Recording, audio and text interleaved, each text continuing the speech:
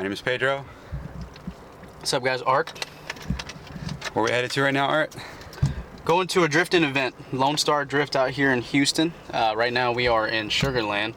About to head that way. I'm pretty fucking stoked, guys. Go over the trials and errors that they've been through and just get to know them. I've heard that these guys are pretty cool, pretty good community. And after we do a little bit of interviewing, we're gonna see what car best suits us for drifting, because we want to learn how to drift, and we're gonna show you the process of me. I don't know how to drive standard, so I'm gonna learn how to drive standard.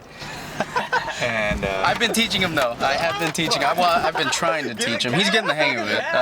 I've been driving standard since I was like 15, 16. It was actually one of the first cars that I've ever actually learned how to drive on. So something I've been doing for quite some time. It's kind of like riding a bicycle. Once you learn, you kind of never forget. It's like riding a motorcycle, but you know. Well, I guess yeah. In a sense. So we're here getting some breakfast before we actually start filming. Getting our grub on.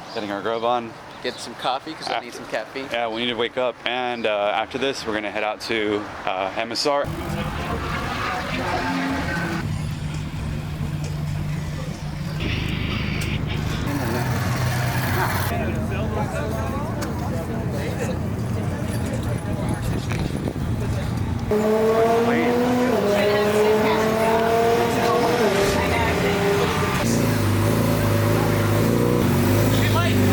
Yeah, I'm good. Yo, what up, everybody? My name is Nate Hamilton. I've been drifting for 10 years. We're out here at Lone Star Drift. Welcome. All right, so tell us about your current setup right now, what you got working with. Yeah, so right now we are driving a 1989 Nissan 240SX. This has a Corvette motor package in it with like a competitive drivetrain, if you will.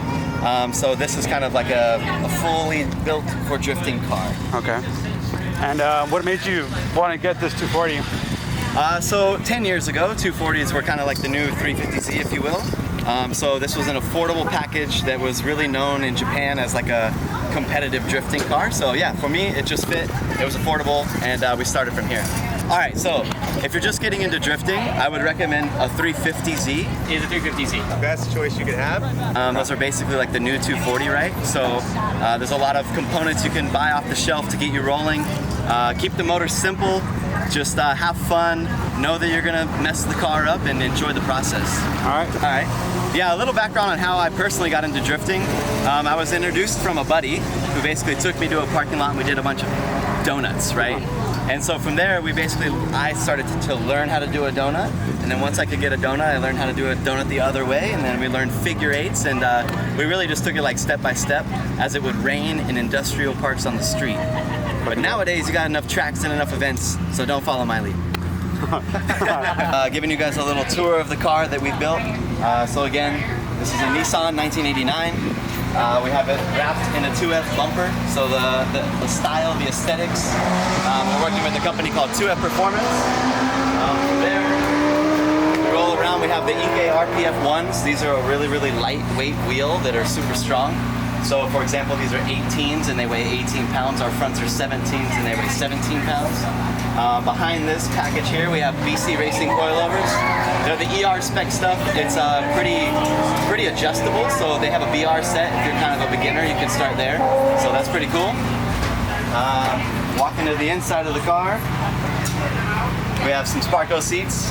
These are actually quite a bit outdated, but they're the Ergos. Grip Royal suede steering wheel here. This is going to be for sale on the 144 site soon. Plug. We're running a Holly. It's the Dominator, like ECU, if you will. Our gearbox is actually a 4-speed NASCAR gearbox, so it's from G-Force. It really allows in competition like the least amount of error.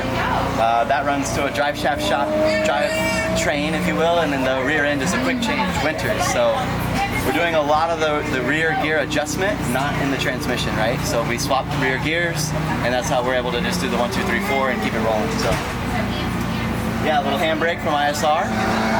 Obviously, right, we're locking rear wheels with drifting.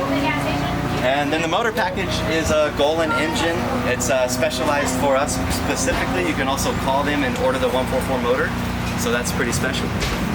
What's up? I'm Billy Shredder. And what are you riding today? I'm running the 350Z today, the S14 tomorrow. How did you get into drifting? I just saw it online and thought it was the coolest thing you could ever do in a car, and so I just bought a 240 and tried to do it. Okay. Since I'm going to be learning how to drift, I don't know how to drift standard. We are deciding which car to purchase as your first car. Yeah. What would you recommend to people who want to learn how to drift? What car to buy, what not to buy, and basically, you know, the do's and don'ts of starting to drift. Yeah, so I'm actually developing an entire YouTube series just for this exact question. What do you get if you want to learn how to drift today? This is the option. This is the #1 best choice you could have. The worst thing you could do is buy an S chassis. Don't buy a 240. Which is? They're a nightmare. This thing. They take way too much time and money, and they break often, if not every day. So buy you a Z. Simple upgrade. You get a handbrake, get a welded differential, and some coilovers, and you're ready to go. Super easy. All right, do you mind showing us the engine and what you got on the car? There's literally nothing under the hood. It's completely Nothing under the hood. You hear that, guys? It's stock. Leave the exhaust stock too, so it's not annoying. We don't want to hear a loud freaking straight pipe. Yeah, no trumpets need to be played today. So inside, real simple. Just a chase phase handbrake, and literally that's it. Maybe a steering wheel. All the fancy stuff is, you know, on the suspension, so it's got BC coilovers and SPL parts arms and GK Tech knuckles, and that's it. That's it. Real simple, super easy. So, what's I guess your investment into this car?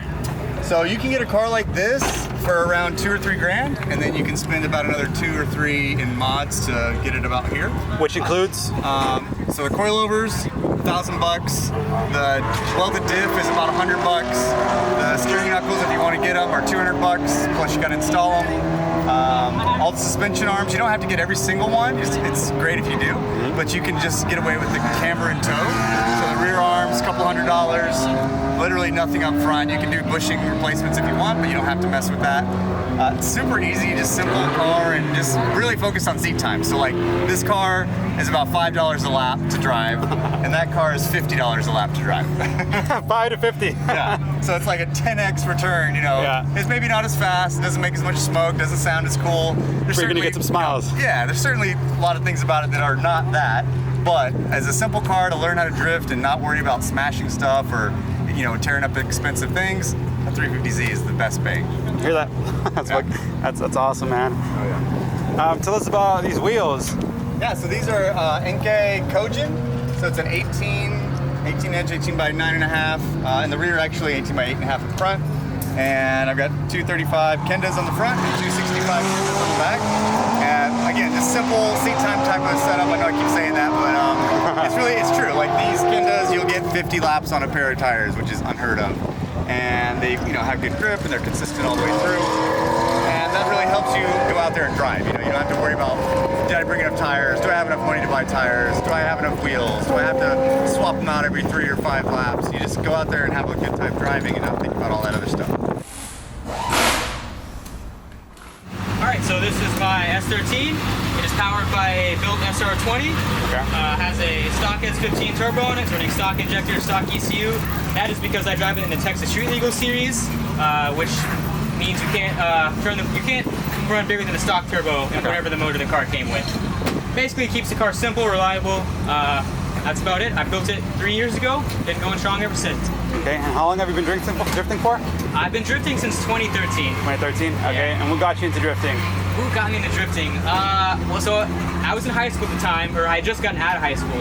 I had a Mustang, an older 90s one, and I was on YouTube, you know, watching drifting on YouTube and stuff. And I watched the Keep Drifting Fun video, and I looked up drifting in Texas, and then Fabricated Motorsports came up, which turned out to be Aaron Losey in what is now Lone Star Drift. Okay. So then I went out to a drift event in my Mustang and watched the whole time, and decided that my Mustang was horrible to try to start drifting in, which we'll get into later. So I went out and bought a 240 SX with an SR swap already done to it. Okay.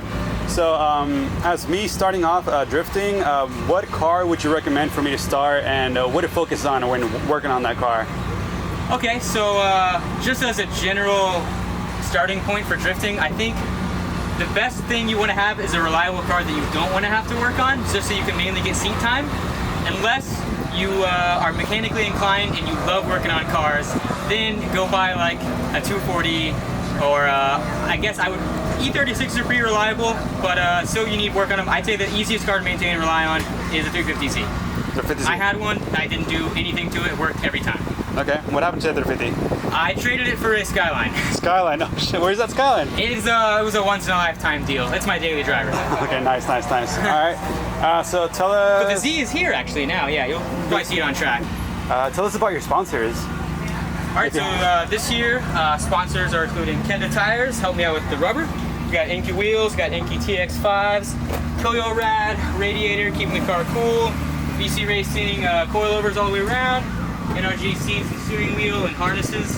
And then Corsa Tech is Alex, this guy right here. He is, I guess, my really good friend and also shop sponsor, AKA. He helps me do a lot of stuff on the car, a lot of fabrication, and everything that I can't do. And he's smarter than me. So yeah, that's pretty much it. And then I got What Monsters Do, always supporting me. And Lone Star Drift obviously is what I drive in, so that's everything for the most part. Also sponsored by Penis. Yep. Dick window. I didn't even know who put that there. That's hilarious. Poor guy. He doesn't even Probably know.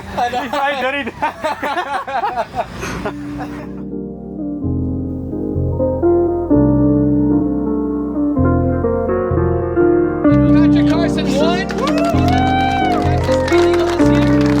Congratulations.